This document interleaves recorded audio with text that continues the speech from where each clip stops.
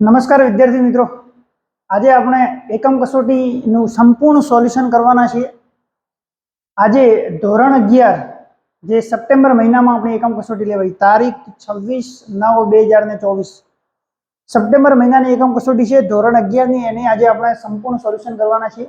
તો લાસ્ટ સુધી વિડીયો જોજો, તમને સંપૂર્ણ સોલ્યુશન વ્યવસ્થિત રીતે, સારી રીતે અને સાચું મળી રહેશે. તો ચાલો શરૂ કરીએ. જો સૌથી પહેલા આપણે સેક્શન એ સોલ્વ કરીએ, જેના અંદર આપણે ટ્રુ ઓર ફોલ્સ, બરાબર, સાચું છે કે ખોટું. પહેલું વાક્ય જોઈએ, we are different in many ways both physically and mentally. અહીંયા એમ કહેવા માંગે છે કે આપણે ફિઝિકલી શારીરિક રીતે અને મેન્ટલી માનસિક રીતે ડિફરન્ટ એટલે અલગ અલગ છીએ. તો એ સાચી વાત છે, આ આપણું વાક્ય ટ્રુ છે. Number 2, physical diseases occur mainly owing to internal factor. Physical disease જે શારીરિક રોગ છે એ ઇન્ટરનલ ફેક્ટર્સના કારણે થાય છે. તો રોંગ છે મિત્રો, ઇન્ટરનલ ફેક્ટર્સ ના આવે, એક્સટર્નલ ફેક્ટર્સના કારણે થાય છે, એટલે આ આપણું વાક્ય ફોલ્સ છે. Mental diseases arise mainly from internal factors. તો મેન્ટલ એટલે માનસિક રોગો ક્યાંથી થાય છે, તો કે ઇન્ટરનલ ફેક્ટર. તો આ ટ્રુ છે, બરાબર. મેન્ટલ રોગો જે હોય એ ઇન્ટરનલમાંથી થાય અને ફિઝિકલ જે હોય એ એક્સટર્નલમાંથી થાય. We ought to develop the habit of negative thinking. મિત્રો, આપણે હેબિટ બનાવવી જોઈએ, આદત બનાવવી જોઈએ નેગેટિવ થિંકિંગની. નેગેટિવ થિંકિંગની આદત ના બનાવવી જોઈએ, પોઝિટિવ થિંકિંગની આદત બનાવવી જોઈએ. મતલબ કે આ ફોલ્સ છે, નેગેટિવ ના આવવું જોઈએ. કેવું આવવું જોઈએ? Positive. A physical disease disturb the emotion and weakens the senses. Physical disease જ્યારે શારીરિક રોગ થાય તો આપણા લાગણીઓને ડિસ્ટર્બ કરે, આપણા સેન્સ ઓર્ગનને વીક કરી નાખે, નબળા કરી નાખે. તો સાચી વાત છે, એવું આપણને થાય છે, મતલબ આપણને વીકનેસ ફીલ થાય છે. ધેન વી ઓલવેઝ સફર સાયકોલોજીકલ અનરેસ્ટ. આપણે હંમેશા અનરેસ્ટ એટલે કે અશાંતિ ફીલ કરીએ છીએ માનસિક રીતે. તો આ તો પણ ટ્રુ વાત છે. આજનો જમાનો 21st સેન્ચુરીમાં મોટા ભાગે શું છે, બધા અનરેસ્ટ ફીલ કરે છે. Our very way of life doesn't breed unhappiness. આ રોંગ છે મિત્રો. એને એમ કીધું છે કે આપણે એવી જ લાઈફ જીવીએ છીએ જેનાથી આપણને અનહેપીનેસ ના મળે. એવું નથી. આપણે એવી લાઈફની આપણી રીત એવી છે કે આપણને અનહેપીનેસ જ મળે છે. એટલે ડઝ નોટ ના આવે, ઇટ ડઝ, મતલબ ફોલ્સ છે. પછી a higher level of healing aims at preventing disease before they manifest. Higher લેવલનું હીલિંગ શું કરે, સારવાર શું કરે, તો કે એનો એઇમ એક જ હોય, લક્ષ્ય એ જ હોય કે પ્રિવેન્ટ કરે, રોકે કોને? ડિસીઝ બિફોર દે મેનિફેસ્ટ, એટલે કે રોગ આવે એના પહેલા જ એને રોકી દે. એને કહેવાય હાયર લેવલ ઓફ હીલિંગ, સારવાર. તો સાચી વાત છે. આયુર્વેદિક એવું કરે છે કે આગળ રોગને તો મટાડે જ છે, પરંતુ રોગ જે આવતો હોય એને પ્રિવેન્ટ પણ કરે છે. Health is not a matter of continual adjustment. અહીંયા લખ્યું છે કે સ્વાસ્થ્ય જે છે એ આપણે કન્ટિન્યુઅલ એડજસ્ટમેન્ટની મેટર નથી. નથી ને નોટ ના આવે, ઇટ ઇઝ અ મેટર. તો આપણું શું થઈ ગયું? ફોલ્સ. બરાબર. આ 9 વાક્યો છે આપણા ટ્રુ ફોલ્સ, ટ્રુ ફોલ્સ. 9મું આપણું હવે ફોલ્સ. આગળ જોઈએ આપણે 10th and 11th. 10th and 11th જો શું છે મિત્રો, તો લખ્યું છે our awareness is the only thing we can take with us until we die. એટલે કે આપણે એક જ વસ્તુ છે જે આપણે મળશું ત્યારે સાથે લઈ જશું. કઈ? અવેરનેસ, એટલે કે જાગૃતતા. તો એ વાત રાઈટ છે. આપણી સાથે આપણે જે જાગૃતતા છે એ જ આવશે, બાકી કાંઈ સાથે આવવાનું નથી. The ultimate goal of Ayurveda, which aims at releasing us from all sorrow and suffering. એટલે કે જે ગોલ છે આયુર્વેદનો, અલ્ટિમેટ ગોલ છે આયુર્વેદનો, એનો એ છે કે આપણને દૂર કરવાના છે સોરો એન્ડ સફરિંગ. આપણને જે તકલીફ પડે છે એમાંથી દૂર કરવાના છે. આ વાક્ય પણ આપણું કેવું છે? ટ્રુ છે. બરાબર. તો આ હતા આપણા ટ્રુ એન્ડ ફોલ્સ. ચલો હવે આગળ જોઈએ આપણે. આગળનો જે આપણો સેકન્ડ નંબરનો પ્રશ્ન છે, ધેટ ઇઝ નિયરેસ્ટ મિનિંગ. કયો પ્રશ્ન છે? નિયરેસ્ટ મિનિંગ, મતલબ કે સમાનાર્થી શબ્દ, આપણે સિનોનિમ કહી શકાય. સૌથી પહેલો છે એક્સ્ટ્રીમ. એક્સ્ટ્રીમ એટલે વધારે પડતું, એકદમ અતિ. તો અતિ માટે કયો શબ્દ આવે? તો તમે કહેશો કે તરત જ વેરી મચ. વેરી મચ એટલે ખૂબ જ વધારે. ફિયર્સ. ફિયર્સનો મતલબ થાય ઉગ્ર. ઉગ્ર સ્વભાવનો હોય ને એને, તો આપણે એને કહી શકાય ટેરિફાઈંગ. ગ્લિમ્સ. ગ્લિમ્સ રિયલમાં ના આવે, આનું આવે ગ્લિમ્સ. GLIMPSE. એનો સ્પેલિંગ મિસ્ટેક છે, તો ગ્લિમ્સ આવે. ગ્લિમ્સ એટલે એકદમ જોવું, નજારો. આપણે કહીએ ને કે એકદમ જોવું, તો આને આપણે કહી શકાય ગ્લાન્સ. બરાબર. પછી બ્રોકર. બ્રોકર તો આપણને બધાને ખબર છે, દલાલ. દલાલ માટે કયો શબ્દ આવે? એજન્ટ. એફર્ટ. એફર્ટ એટલે પ્રયત્ન. પ્રયત્ન માટે કયો આવે? અટેમ્પ્ટ. રિબેલ. રિબેલ મતલબ દુશ્મનાવટ. તો દુશ્મનાવટ મતલબ વિરોધ કરવો. વિરોધ કરવો એટલે શું આવે? ઓપોઝ. ફોરબિયર મતલબ સહન કરવું, કંટ્રોલ કરવું, તો આવું ક્યાં છે? Yes, control. ધેન ગસિંગ મતલબ વધારે પડતું આમ ઓવરફ્લો થઈ જાય એવું, તો અહીંયા આપણને શબ્દ આપ્યો છે એવું, ઓવરફ્લોઈંગ. વિયરી મતલબ થાકી જવું, તો ધેટ ઇઝ ટાયર્ડ. બરાબર, તો આ હતા આપણા નિયરેસ્ટ મિનિંગ. ખ્યાલ આવી ગયો? ઓકે, હવે આગળ જોઈએ આપણે. નેક્સ્ટ જે આપણો ક્વેશ્ચન છે, ફંક્શનનો પ્રશ્ન છે. બરાબર, select the most appropriate response આપણે શોધવાનો છે. જોઈએ શું છે. સૌથી પહેલા છે એક્સપ્રેસિંગ પર્પસ જ્યારે ફંક્શન આવે એટલે આપણને યાદ આવવું જોઈએ with view to, in order that, so that, to અને ફોર. તો જોઈએ, જો આના અંદર બીકોઝ છે, બીકોઝ આપણે ક્યારે આવે નહીં. સો ધેટ છે, સો ધેટ આવી શકે. પછી ઇન ઓર્ડર ધેટ છે, ઇન ઓર્ડર ધેટ આવી શકે. She wanted to get promotion, આ આવે નહીં. બરાબર, બેના અંદર જ આપણા કીવર્ડ્સ આવેલા છે. તો જોઈએ શું ડિફરન્સ છે. So that she can get promotion, અહીંયા આપણે જોઈએ કેન. અહીંયા શું છે? ઈડી એટલે શું છે?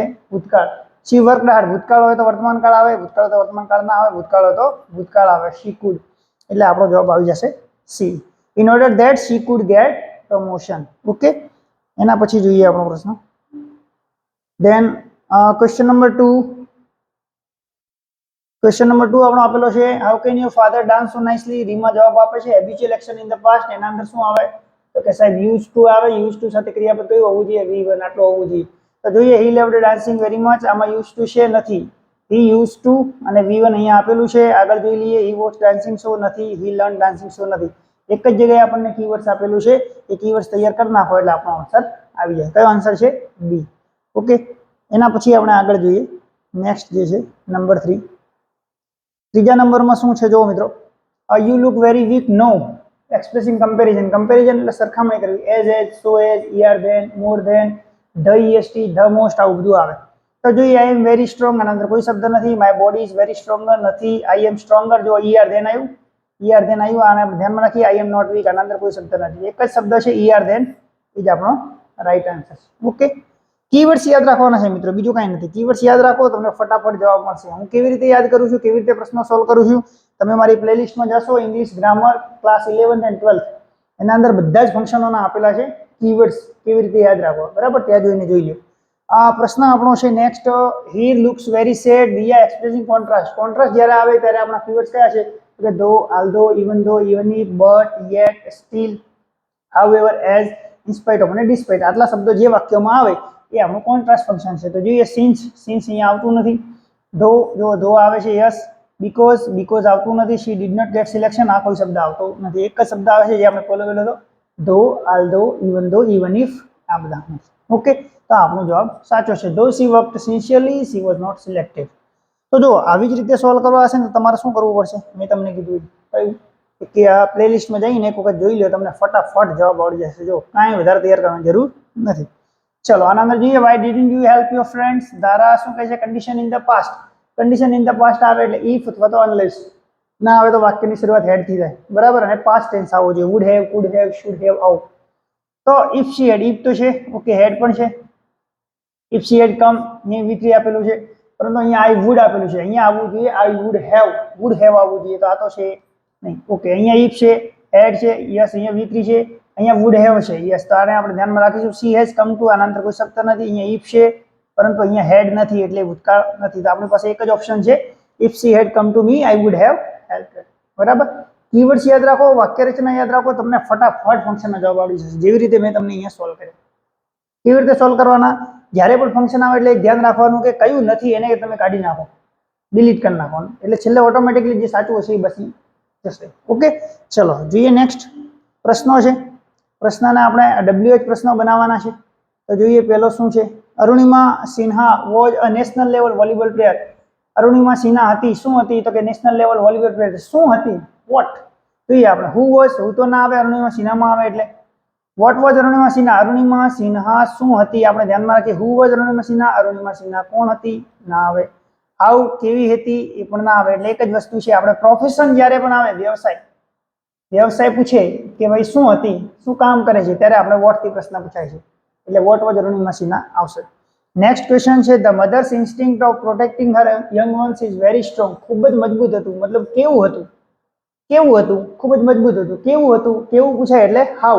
કેવું હતું? મજબૂત હતું. જોઈએ તો what is the strong instinct? આ ના આવે. What is the mother instinct of protecting her young once? આ પણ ના આવે. વોટ થી ના આવે. How is the mother instinct of protecting her young once? આ આપણો જવાબ આવશે. વાય આવશે નહીં, કારણ કે અહીંયા કોઈ કારણ બતાવ્યું નથી. ઓકે, ચલો એના પછી પ્રશ્ન જોઈએ. એના પછીનો પ્રશ્ન છે, Pranav Mistry has completed his graduation. Pranav Mistry has completed his graduation from Nirma university. Nirma university શું આવ્યું? પ્લેસ આવે એટલે પ્રશ્ન શેનાથી આવે? વેરથી. ઓકે, વેરથી પ્રશ્ન આવે પછી અહીંયા જોઈ લેવાનું હેઝ છે એટલે હેઝ હોવું જોઈએ. બરાબર, તો જોઈએ હુ હેઝ પ્રશ્ન ના આવે. વોટ થી પ્રશ્ન ના આવે. પ્રશ્ન આપણે વેરથી પૂછવાનો. ફ્રોમ વેર તમે જો અહીંયા છે, અહીંયા where is the university. Nirma university ક્યાં છે એવો કોઈ પ્રશ્ન છે નહીં. નિરમા યુનિવર્સિટી પ્રશ્નમાં ના આવવો જોઈએ ને, તો આપણો મેઇન પ્રશ્ન છે. Okay, from where has Pranav Mistry completed his graduation? આ આપણો જવાબ આવે. We should develop the habit of positive thinking.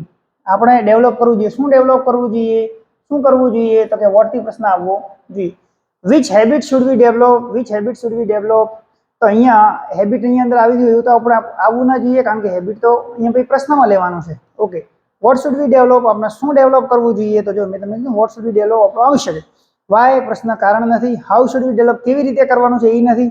તો એક જ વસ્તુ છે, વોટ શુડ વી ડેવલપ કેવી રીતે કરવાનું છે એ નહીં, પરંતુ શું ડેવલપ કરવાનું છે? તો કે હેબિટ ઓફ પોઝિટિવ થિંકિંગ. બરાબર, એના પછી આપણે જોઈએ નેક્સ્ટ જે આપણો પ્રશ્ન છે. નેક્સ્ટ જે આપણો પ્રશ્ન છે, જો this reputed school was establish in 1968. Year આવ્યું એટલે કે વર્ષ આવ્યું. સમય આવે. સમય આવે તો આપણે શેનાથી પ્રશ્ન પૂછાય? વેન. વેન થી પ્રશ્ન પૂછે ત્યારે અહીંયા જોઈ લેવાનું ક્રિયાપદ કયું, એટલે કે વેન સાથે વોઝ હોવું જોઈએ, એ આપણો જવાબ હશે. હાઉ છે, હાઉ થી ના આવે. વેર છે, નથી આવે. વેન આવી શકે. વોટ ના આવે. એક જ ઓપ્શન છે આપણો વેન વાળો, એટલે ડાયરેક્ટ શું જવાબ લખી દેવાનો? વેન. આ બધું ધ્યાન રાખવાની જરૂર છે કે ભાઈ સમય આવે તો વેન થી પ્રશ્ન પૂછાય, જગ્યા કે સ્થળ આવે તો વેર થી પ્રશ્ન પૂછાય, તો ફટાફટ આપણને આન્સર મળી જાય, આપણો સમય બગડે નહીં. ઓકે, ચલો એના પછી આપણે જોઈએ તો પેરેગ્રાફ છે સેક્શન બી ના અંદર. પેરેગ્રાફને આપણે જોઈ લઈએ. જો આ પેરેગ્રાફમાંથી આપણે જવાબ લખવાના છે. પહેલો પેરેગ્રાફનો પ્રશ્ન છે, what is the ultimate cure for all psychological disorder? એટલે કે આજે સાયકોલોજીકલ માનસિક રીતે આપણને જે ડિસઓર્ડર થાય છે, તકલીફો થાય છે, એનો ક્યોર, એનો અલ્ટિમેટ સારવાર કરી છે. તો જો એક્ઝેક્ટ જવાબ તમને અહીંયા આપેલો છે, તમે અહીંયાથી શરૂઆત કરો. True awareness is the ultimate cure for all psychological disorder. Exact આપણને જવાબ આપેલો છે. આ આપણે જવાબ આના અંદર લખી દેવાનો છે. At what does the ultimate goal of Ayurveda aim? જે અલ્ટિમેટ ગોલ છે આયુર્વેદનો એમ કયા તરફ કરે છે? તો એનો પણ જવાબ આપે છે. જો the ultimate goal of Ayurveda which aims at releasing us from all sorrow and suffering. આટલા સુધી આપણો જવાબ આવે. અહીંયાથી શરૂઆત કરવાની અને સફરિંગ સુધી આપણો આ સેકન્ડ નંબરનો જવાબ. બરાબર, આ 2 નંબરનો જવાબ, આ 1 નંબરનો જવાબ. ક્લિયર? એના પછી જોઈએ, જો why should we understand our own nature and the nature of other? આપણે આપણું નેચર અને બીજાનું નેચરને શા માટે સમજવું જોઈએ, શા માટે અન્ડરસ્ટેન્ડ કરવું જોઈએ? તો જો આનો જવાબ પણ આપણને એકદમ આપેલો છે. શા માટે આપણે કરવું જોઈએ? તો કે અહીંયા જો અહીંયા લખેલું છે, we ought to understand our own nature and the nature of others for શેના માટે? Our own happiness and wellbeing in life. આટલા સુધી. તો કે આપણે પોતાની હેપીનેસ માટે અને વેલબિંગ માટે. અહીંયા તમે જો શુડ શબ્દ આપ્યો છે, અહીંયા આઉટ ટુ આપ્યો છે. તમે આઉટ ટુ ની જગ્યાએ શુડ લખી નાખો ખાલી, બસ. બંનેનો એક જ મતલબ થાય આમ તો we should understand our own nature and the nature of others for our own happiness and wellbeing in life. Okay, which are the factors that affect our health and happiness? કયા ફેક્ટર છે જે આપણા health અને happiness ઉપર અસર કરે છે? તો અહીંયા આપેલા છે. જો the shapes and size, temperaments and characters of people have lot of variation that must affect our health and happiness. આ લખ્યું ને, તો આપણે કેટલો જવાબ લખવાનો કે the shape and size, temperament and characters of people. આટલું લખી અને આપણે આ બધું કાઢી દઈએ અને સીધું અહીંયા આવી જવાનું. બરાબર, તો the shape and size, temperament and characters of peoples affect our health and happiness. આ આપણા હેલ્થ એન્ડ હેપીનેસને અફેક્ટ કરે છે. ઓકે, તો આનો જવાબ આ હતો. એના પછી આપણે જોઈ લઈએ નેક્સ્ટ જે આપણો પેરેગ્રાફ છે 3rd નંબરનો. એના અંદર જોઈ લઈએ, what are the internal factors that arise the mental disease? માનસિક રોગ કયા ઇન્ટરનલ ફેક્ટર ઉત્પન્ન કરે છે? અહીંયા લખેલો છે. જો mental disease arises mainly from internal factor like wrong uses of the senses and the increase of negative emotion. બે છે આપણા કયા? Wrong use of the senses and the increase of negative emotion. આ બંને ફેક્ટર આપણને શું કરે છે? મેન્ટલ ડિસીઝ ઉત્પન્ન કરે છે. Give another work four અકર. અકર માટે અનધર નવો શબ્દ આપો પેરેગ્રાફમાંથી. તો જો અહીંયા તમને અકર શબ્દ આપેલો છે કે ફિઝિકલ ડિસીઝ અરાઇઝ થાય છે. અહીંયા તમને આપે છે અરાઇઝ. અરાઇઝ શબ્દ જે છે એ આપણો એનો મતલબ થાય અકર. ઓકે, એના પછી નેક્સ્ટ જે આપણને આપ્યું છે, ઓકે અહીંયા પ્રશ્ન છે, અહીંયા પેરેગ્રાફ છે. પ્રશ્ન છે આપણો, how does psychological imbalance disturb hour body? Psychological imbalance આપણી બોડીને કેવી રીતે ડિસ્ટર્બ કરે છે? તો જોઈએ આપણે સાયકોલોજીકલ કેવી રીતે ડિસ્ટર્બ કરે છે. તો જો અહીંયા લખ્યું છે psychological imbalance in the modern developed our problems are many psychological. We have sufficient food, આ બધું આપણી પાસે છે, પરંતુ most of us have no major psychological problem. We still suffer from psychological unrest. This unrest may manifest as feeling of loneliness, not being loved, appreciated, anger, stress or anxiety. આ આપણું છે કે ભાઈ સાયકોલોજીકલ ઇમ્બેલેન્સ શું કરે, disturb કેવી રીતે બોડીને કરે? તો આપણી બોડીને શું કરી નાખે? અનરેસ્ટ ફીલ કરાવે. પછી અનરેસ્ટ આપણને શું કરશે? તો કે લોનલીનેસ, એકલતા અનુભવ હશે. આપણને એમ થશે કે આપણને કોઈ વખાણ નથી કરતું, આપણને કોઈ પ્રેમ નથી કરતું, આપણને ગુસ્સો આવશે, આપણના મગજમાં સ્ટ્રેસ આવશે, એન્ઝાઇટી આવશે, આ બધું આવશે. What can lead to the weakening of our physical energy? તો વીકનિંગ ઓફ ફિઝિકલ એનર્જી શું લીડ કરે? છેલ્લે ક્યાં જાય? તો અહીંયા જો લખેલું છે કે ઇટની જગ્યાએ આપણે શું લખી દેવાનું? Weakening of our physical energy can lead to, જો શું લીડ ટુ શું કરી શકે આપણને? તો પ્રિવેન્ટ અસ ફ્રોમ વોટ. જો જ્યારે પણ આપણે વીકનિંગ થઈ જઈએ ત્યારે આપણને પ્રિવેન્ટ કરે from doing what we really want to do. એટલે કે આપણે જે કરવું હોય એનાથી થોડું ઉલટું કરાવે એવું આપણે કરી શકીએ નહીં. આપણી એનર્જી છે એ કેવી થઈ જાય? લીસ થઈ જાય. બરાબર, તો આ આપણો જવાબ થઈ ગયો નંબર 2 નો. એના પછી જોઈએ આપણે નેક્સ્ટ. એના પછીનો પ્રશ્ન આપણો છે, જો name various levels of Ayurvedic healing. Ayurvedic હિલિંગના વેરિયસ લેવલ્સનું નામ બતાવવાનું છે. તો અહીંયા જો અલગ અલગ આપેલા છે: disease treatment, disease prevention, life enhancement અને અવેરનેસ ડેવલપમેન્ટ. 4 લેવલ છે એના. Okay, choose the correct meaning of the word identify. આઈડેન્ટિફાયનો આપણે સાચો અર્થ શોધવાનો છે ફ્રોમ ધ પેરેગ્રાફ. તો આઈડેન્ટિફાયનો અર્થ આપણો થાય રિકોગ્નાઇઝ. આઈડેન્ટિફાય એટલે ઓળખવું, રિકોગ્નાઇઝ એટલે પણ ઓળખવું. એના પછી આપણો પ્રશ્ન છે ફોલોવિંગ પેસેજમાંથી ફરીથી પ્રશ્નોના જવાબ આપવાના છે. આ સપ્લિમેન્ટરી રીડરમાંથી છે. જોઈએ આપણે. What was ઓરફિયસ? ઓરફિયસ શું હતો? વોટ એટલે શું, શું એટલે વ્યવસાય બતાવવાનો. તો તમારે લખી દેવાનું ઓરફિયસ વોઝ. અહીંયા લખી દેવાનું ઓરફિયસ વોઝ. પછી અહીંયા લખી દેવાનું a great musician in Greece. Orpheus શું હતો? A great musician in Greece. એક ગ્રીસનો એક મહાન સંગીતકાર હતો. Why did wild animal stop there? Wild animal, જંગલી પ્રાણીઓ શા માટે ત્યાં ઉભા રહેતા? અહીંયા લખેલું છે કે wild animal stop to listen to his music. Wild animal શા માટે ઉભા રહેતા? તો to listen to his music. To ના લખો તો આપણે લખી દેવાનું કોનું મ્યુઝિક? ઓરફિયસ મ્યુઝિક. એટલે કે wild animal stop to listen Orpheus music. Who was the husband of Eurydice? યુરિડિસના હસબન્ડનું નામ શું હતું? તો યુરિડિસના હસબન્ડનું નામ હતું ઓરફિયસ. આપણે લખી દેવાનું ઓરફિયસ. આ એના હસબન્ડનું નામ હતું. તો અહીંયા લખી દેવાનું Orpheus was the husband of Eurydice. Name the musical instrument mention in this text. આ ટેક્સ્ટના અંદર ઉપરના ફકરાના અંદર મ્યુઝિકલ ઇન્સ્ટ્રુમેન્ટનું શું નામ આપ્યું છે? તો મ્યુઝિકલ ઇન્સ્ટ્રુમેન્ટ એ વગાડે છે લાયર. તો આપણે એનું નામ લખશું LYRE. લાયર એનું શું છે? મ્યુઝિકલ ઇન્સ્ટ્રુમેન્ટ છે. પછી જોઈએ નેક્સ્ટ જે આપણો છે પાહોમ વાળો છે. પાહોમ પાઠમાં જો શું પૂછ્યું છે? The land in the Bashkir was. બાસ્કર્સની જમીન કેવી હતી? તો land in the Bashkirs was અહીંયા લખેલું છે જો the fertile and cheap land. બરાબર, the land in the Bashkirs was fertile and cheap. બરાબર, લેન્ડ કેવી હતી? Fertile and cheap. આવી રીતે ખાલી જગ્યા પર દેવાય. The land in the Bashkirs was fertile and cheap. What did the land broker tell Pahom? આજે લેન્ડ બ્રોકર હતો દલાલ, એને પાહોમને શું કીધું? તો જો એને શું કીધું? હી ટોલ્ડ. એની જગ્યાએ આપણે લખી દેવાનું land broker. The land broker told Pahom about the fertile and cheap land in Bhaskar. એક તો he also said that Pahom could have a lot of land just for few hundred rupees. બરાબર, આ બે વસ્તુ એને કીધી હતી. તો બંને આપણે લખવાનું. એક તો એને કીધું કે ફર્ટાઇલ, ફળદ્રુપ અને સસ્તી જમીન છે, અને બીજી એને કીધું કે ઘણી બધી જમીન લઈ શકે છે ઓછા પૈસામાં, ઓછા રૂબેલમાં. બરાબર, એક આ હતો. એના પછી આપણે જોઈએ નેક્સ્ટ. આ યુધિષ્ઠિર વાળો છે, એના અંદર જોઈ લઈએ. Name the jewels mention in this text. Jewels કઈ જેવલરીની અહીંયા વાત કરવામાં આવી છે? તો Yudhishthir took from his neck a rope of lovely pearl. a rope of lovely pearls. આ એક જ્વેલરીનું અહીંયા નામ છે. બરાબર, જે જ્વેલરી અહીંયા પોતાના ગળામાંથી યુધિષ્ઠિર ઉતારે છે. How was Duryodhan's reaction while playing the gambling match? આ મેચ જ્યારે રમતા હતા ગેમ્બલિંગ મેચ ત્યારે દુર્યોધનનું રિએક્શન શું હતું? તો દુર્યોધનનું રિએક્શન કેવું હતું? જો દુર્યોધન આન્સર્ડ વિથ એંગર. તો દુર્યોધનનું રિએક્શન કેવું હતું? Angry reaction. કેવું રિએક્શન હતું?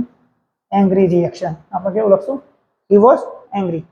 ઓકે, પછી જોઈએ આપણે સેક્શન સી ના અંદર પોએમ છે. પોએમના આપણે આન્સર લખવાના છે. સૌથી પહેલું છે why did the poet protect the tree? Poet જે હતા, કવિએ શા માટે વૃક્ષનું રક્ષણ કરવા માંગતા હતા? તો લખવાનું કે because it sheltered him in youth. Because it sheltered him in youth. અહીંયા લખેલો છે જો in youth it sheltered me and I will protect it now. એટલે કે યુથ ના અંદર એને મને આશરો આપ્યો હતો એટલા માટે હું રક્ષણ કરવા માંગુ છું. તો આપણો જવાબ આવી રીતે આવવો જોઈએ. Find out the rhyming pairs from the stanza. Rhyming એટલે એક જેવું બોલાતું હોય. મોટા ભાગે વાક્યના અંતમાં શબ્દો હોય. જેમ કે અહીંયા છે ટ્રી. ટ્રીનો રાઇમિંગ જો ક્યાં થાય? મી. એટલે રાઇમિંગ પેર આપણે લખી દેવાનો ટ્રી, એક મી. બીજી કઈ છે? તો બાવ, નવ. તો બીજી રાઇમિંગ અહીંયા લખી દેવાની બાવ અને આ બે રાઇમિંગ છે. એક જેવો ઉચ્ચારણ થતો હોય એને આપણે રાઇમિંગ શબ્દ કહીએ. પછી નેક્સ્ટ જોઈએ it was my forefathers hand. એના અંદર શું છે? તો who planted the tree? That tree. વૃક્ષને કોણે વાવ્યું હતું? હુ. તો જો ફોર ફાધર્સ એન્ડ લખ્યું એટલે આપણે લખવાનું કે પોએટ્સ ફોર ફાધર્સ.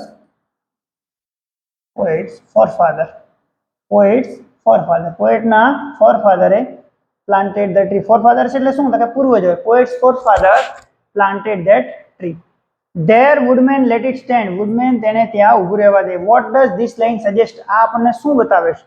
તો એને વુડમેનને પોએટે કીધું કે એને ત્યાં જ ઊભું રહેવા દે. શું બતાવે? તો આપણે લખવાનું કે પોએટ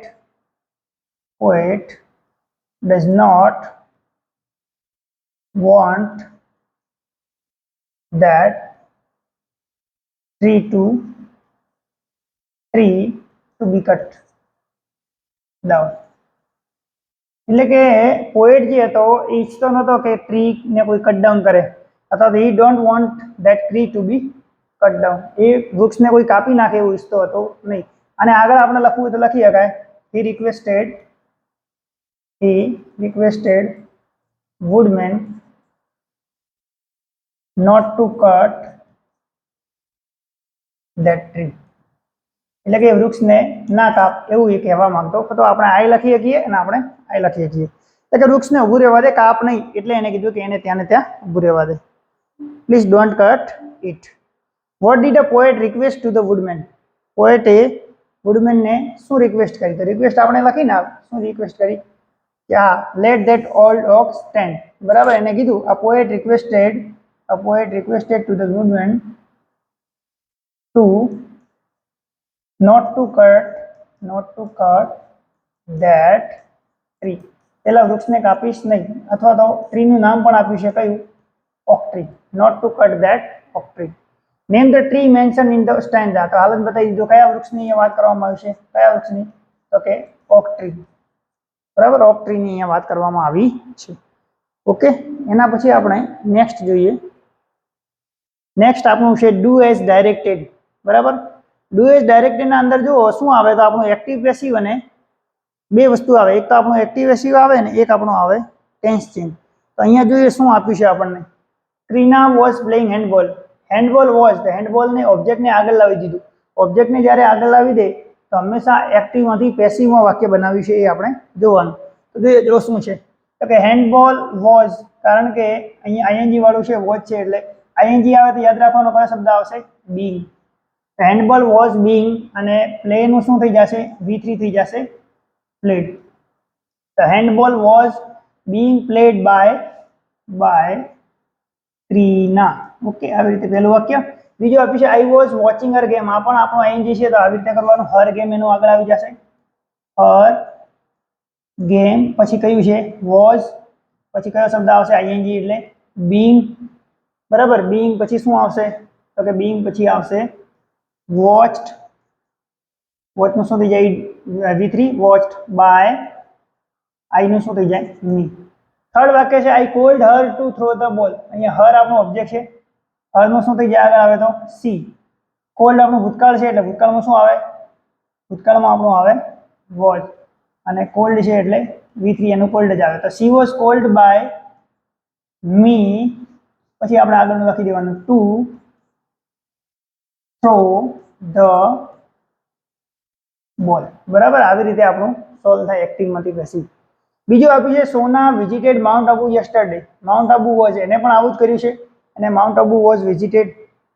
તો આપણે અહીંયાથી લખી દઈએ કે ભાઈ mount Abu was visited by Sona yesterday. બરાબર, એક્ટિવમાંથી પેસિવ છે. બીજું વાક્ય છે she bought a new pair of dresses. તો ન્યૂ પેર ઓફ ડ્રેસીસ આપણું ઓબ્જેક્ટ છે, એને આગળ લાવી દઈએ. A new pair of dresses. Dresses બહુવચન છે એટલે વોઝ નહીં આવે, શું આવશે? બોટ આપણું V3 છે એટલે બોટ બાય સી નું શું થઈ જશે? હર. પછી she gifted it to her friend. તો ઇટ આપણું અહીંયા ઓબ્જેક્ટ છે, તો it was gifted by her to her friend. બરાબર. પછી શું છે? Khushi reads everything sincerely. Khushi will read. અહીંયા ટેન્સ ચેન્જ કર્યો છે, જો ઓબ્જેક્ટને આગળ નથી લાવ્યું. રીડ્સ વર્તમાન કાળ છે, વિલ રીડ ભવિષ્યકાળ છે. તો ખુશી reads everything sincerely, Khushi will read. પછી આપણે આગળનું લખી દેવાનું એવરીથિંગ સિન્સિયરલી. બરાબર. પછી ડઝ સી રીડ સાયન્સ. તો ડઝ ની જગ્યાએ શું આવી જશે? Will see read science seriously. પ્રશ્ન વાક્ય. પછી યસ સી રીડ્સ નું શું આવશે? તો કે yes she will read because she will want to regain her fame which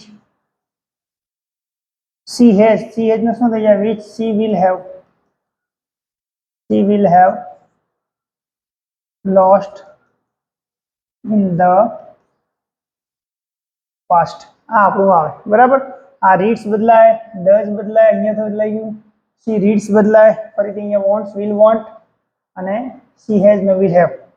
my father toy a poem. My father teaches. અહીંયા ટોથ ભૂતકાળ છે, અહીંયા ટીચીસ વર્તમાન કાળ છે, તો ભૂતકાળમાંથી વર્તમાન કાળમાં લેવાનું છે. તો જોઈએ my father teaches a poem. He toy. તો ફરીથી આપણું શું આવશે? હી ટીચીસ it interestingly. બીજું વાક્ય છે he was loved by. તો he is, was નો શું થઈ જાય? is loved by all the students. બરાબર. આનું આવી રીતે. તો બે એક્ટિવ પેસિવ ના આપેલા છે. ત્રીજું આપણને ટેન્સ ચેન્જ છે, ચોથું આપણને ટેન્સ ચેન્જ છે, પાંચમું ચલો પાંચમું જોઈ લઈએ. આ એક વખત લખી નાખો અથવા સ્ક્રીનશોટ લઈ લો. ઓકે, નેક્સ્ટ આપણે જોઈએ નંબર 5. નંબર 5 ના અંદર છે the teacher can teach passive voice. તો passive voice can be taught. તો આ પાછું આપણે પેસિવ વોઇસ જ આવી ગયું, કારણ કે પેસિવ વોઇસને આગળ લાવી દીધું. પેસિવ વોઇસ કેન આવે એટલે બી આવે, મોડલ છે. Passive voice can be taught by the teacher. Okay, પેલું વાક્ય ટીચર ટુ ધ સ્ટુડન્ટ્સ આગળ છે હજી બાકી. To the students easily. બીજું વાક્ય છે the student should remember. Should પણ મોડલ છે એટલે આપણે એને કરશું સમ બેઝિક થી આપણો ઓબ્જેક્ટ છે, તો અહીંયા લખી નાખશું some basic simple rules of the topic. આખું આપણું શું છે? ઓબ્જેક્ટ ને સબ્જેક્ટ બનાવવાનું. Some basic simple rules of the topic. Simple rules of the topic. Should છે તો શુડ જ રાખવાનું. શુડ બી લગાવવાનું. Should be. રિમેમ્બર નો શું થઈ જાય? રિમેમ્બર નો થઈ જાય રિમેમ્બર્ડ. ઈડી લાગી જાય, રિમેમ્બર્ડ બાય ધ સ્ટુડન્ટ્સ, એના પછી ત્રીજા નંબરનું છે ધે અન્ડરસ્ટેન્ડ ધ ટોપિક. આગળ ધ ટોપિક વાળું છે એટલે આપણે લખશું the topic with regular self practice. The topic with regular self practice. Understand છે, અન્ડરસ્ટેન્ડ આપણું V1 છે, તો ધ ટોપિક છે એટલે ટોપિકનું શું આવે is. The topic with regular self practice is, અન્ડરસ્ટેન્ડનું શું થઈ જાય અન્ડરસ્ટુડ બાય ધેમ. બરાબર, તો આ આપણે એક્ટિવમાંથી પેસિવ કરી નાખ્યું. બરાબર, એક્ટિવમાંથી પેસિવ આપણને આપેલું છે. બરાબર, આનો પણ એક સ્ક્રીનશોટ લઈ લો અથવા તો લખી નાખો પોઝ કરીને. ઓકે, ચલો હવે આગળ જોઈએ. આગળ છે સમરી રાઇટિંગ. જો મિત્રો, જે આ સમરી રાઇટિંગ છે એને આપણે જે પણ હોય એને 1/3 સંક્ષેપીકરણ કરવાનું છે અને એક સુટેબલ ટાઇટલ આપવાનું છે. અહીંયા 3 માર્ક્સનું છે, 3 માંથી 1 માર્ક્સ ટાઇટલ શીર્ષકનો અને 2 માર્ક્સ આપણને આના સમરીના મળશે. તો આ સમરી રાઇટિંગ થોડું વધારે મોટું થઈ જશે એટલે સમરી રાઇટિંગનો આપણે એક અલગથી વિડીયો બનાવીશું. બરાબર, આનું સોલ્યુશન હું તમને અલગથી આપીશ. એના આગળ જોઈ લઈએ જે નાના નાના પ્રશ્નો છે એને આપણે સોલ્વ કરી લઈએ. સેક્શન ડી ના અંદર જોઈએ તો સેક્શન ડી ના અંદર આપણને ફંક્શન આપ્યા છે, અધૂરા ફંક્શન પૂરા કરવાના, એ જોઈ લઈએ. તો જો when I was in school I showing past habit. Past હેબિટમાં શું આવે તો મેં તમને સમજાય તો પાસ્ટ હેબિટનો કીવર્ડ છે યુઝડ ટુ, એની સાથે મૂળ ક્રિયાપદ. તો જોઈએ યુઝડ ટુ આઈએનજી છે, આઈએનજી ના આવે. યુઝડ ટુ V1 છે, આ આવી શકે. અહીંયા યુઝ ટુ છે એ ના આવે. યુઝડ પછી ટુ નથી એટલે આ ના આવે. એટલે એક જ ઓપ્શન આપણી પાસે બચ્યું, શું આવે યુઝડ ટુ પાર્ટિસિપેટ. આ peacock is one of the એટલે કમ્પેરિંગ જ છે. વન ઓફ ધ આવે એટલે કાં તો તમારે મોસ્ટ આવવું જોઈએ, મોસ્ટ ના આવે તો EST આવવું જોઈએ અને એની સાથે પ્લુરલ એટલે બહુવચન. બરાબર, આટલું આવવું જોઈએ. તો જોઈએ આપણે વન ઓફ ધ મોસ્ટ છે, બ્યુટીફુલ એટલે મોસ્ટ બ્યુટીફુલ આવશે એટલે EST વાળું નીકળી ગયું. મોસ્ટ બ્યુટીફુલ, પછી બર્ડ્સ બહુવચન આવવું જોઈએ, ચલો આ આવી શકે. પછી મોર તો આવે નહીં. મોસ્ટ છે બ્યુટીફુલ છે પણ એક જ બર્ડ છે, બહુવચન નથી, ના આવે. મોસ્ટ કેવું કાંઈ નથી તો આ ના આવે એટલે એક જ ઓપ્શન આપણી પાસે રહી. ચલો એના પછી આપણે જોઈએ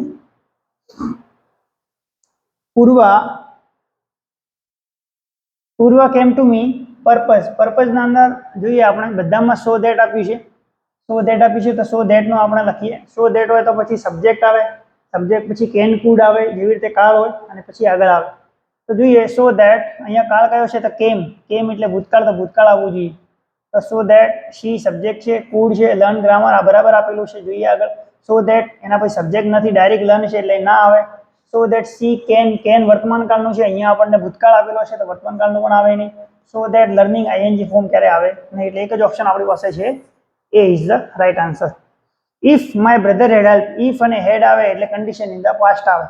તો અહીંયા પછી આપણું જે પણ વાક્ય હોય એના અંદર would have, could have, should have આવવું જોઈએ. Would have, could have, should have છે તો હી વુડ હેવ અહીંયા આપણને આપેલું છે અને વુડ હેવ પછી V3 આપેલું છે તો આ આપણે ધ્યાનમાં રાખીએ. હી વુડ કમ્પ્લીટેડ, હેવ નથી આપ્યું એટલે ના આવે. વિલ હેવ ના આવે, વર્તમાન કાળ નથી. હી હેઝ પણ ના આવે એટલે એક જ ઓપ્શન આપણી પાસે પછી રહેશે. તો એ ઇઝ ધ રાઈટ આન્સર. ધો ક્યારે આવે, જ્યારે કોન્ટ્રાસ્ટ આવે. તો ધો વિનેશ ફોગટ પ્રિપેર્ડ વેલ, તો આના પછી નોટ વાળું નેગેટિવ વાક્ય આવવું જોઈએ.